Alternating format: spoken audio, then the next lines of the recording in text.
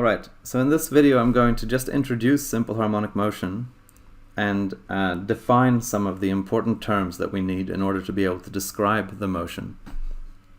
So simple harmonic motion is a special type of motion where an object oscillates up and down around some equilibrium position. So if I slow this down, we can see that this mass repeats the same motion again and again and again in the same way, and it has a very particular type of motion in that its motion changes throughout, but it changes in a very predictable way. And because it's quite easy to describe with mathematics, we call this simple harmonic motion. So there are many different examples of simple harmonic motion. This is one. There's also a pendulum swinging back and forth. That's another example of simple harmonic motion. Or sort of gently bouncing on a trampoline without actually leaving the trampoline would be simple harmonic motion as well.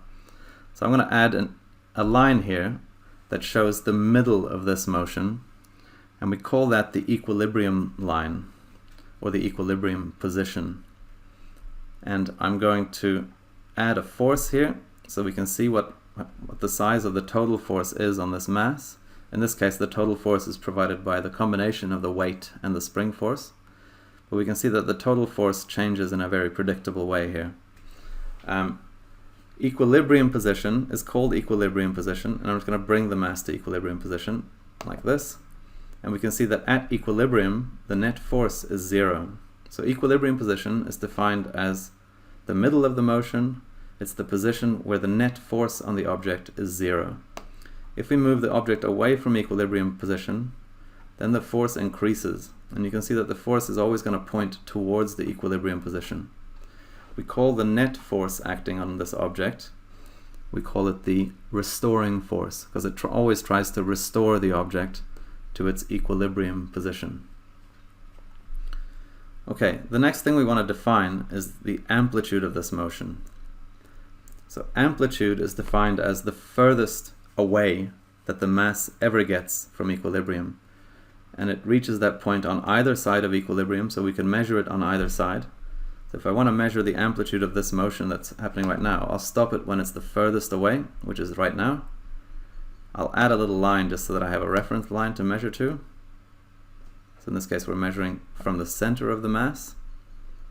And then I can grab a ruler and I can just measure how far it is from equilibrium position, like that. And it is 39 millimeters away from equilibrium.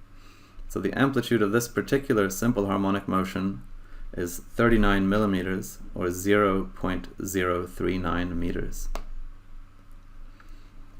Okay? So the amplitude is one measure of simple harmonic motion that tells us how big the motion is.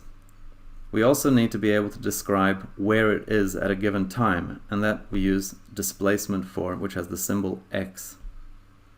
Okay, so the displacement, if I just pause it at a random time here, there for example, the displacement is going to be how far away it is at that moment. So obviously the displacement is going to change throughout the motion, but we can measure it at a given time just by pausing the simulation and then measuring how far away. So at this time it is exactly 2 centimeters away from equilibrium, so its displacement is 2 centimeters.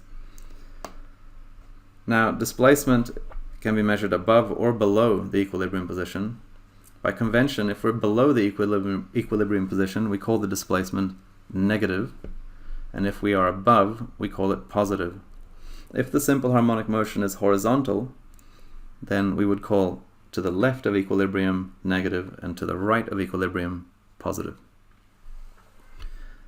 The next term that we need to be comfortable with is the velocity. So the velocity of the mass is always changing. So we'll have a look at a cycle here to see what happens to the velocity. So it's 0 at the top, it's very big at the middle, and 0 again at the bottom. So the velocity is just how fast it is moving at a given time and in what direction. And the direction we will denote with either a plus sign or a minus sign. So if it's moving downwards, then it has a negative velocity. And if it's moving upwards, like it is now it has a positive velocity. So velocity is the rate at which the position is changing, or the displacement is changing. It's how fast it's moving, and in what direction. And direction is indicated with the sign. The next term that we need to be able to describe accurately is the acceleration of the mass. So you can see that at the moment the acceleration here is upwards, so we have a small upwards acceleration. If we watch a cycle here, we'll see it change. So it's now at the top. The spring is really compressed. There's a large net force. The force, of course, causes the acceleration. So now we have a very big acceleration. So when the net force on it is big, then we have a big acceleration. When it passes through equilibrium, the net force is 0, so we'll have 0 acceleration. Again, we call an upwards acceleration positive and a downwards acceleration negative. Alright, now to deal with time. So we need to be able to describe what happens with time with this mass as well. So if we just watch it oscillating, we can see that it does the same thing in the same amount of time. And to measure how long that time is, we use a quantity called the period. And the period is measured in seconds, and it's the time that it takes for this mass to complete one full cycle of its motion. So an easy way to measure the full cycle is to start from one extreme end of its motion and then let it complete a cycle. So I'm going to add a stopwatch here. The simulation is paused, but I'm going to hit play so that as soon as I push play here, the stopwatch will start. And I'll start the motion, and I'll time how long it takes for it to go all the way down and all the way back up to the top. And it's about 0.83 seconds. So the period of this particular motion is 0.83 seconds.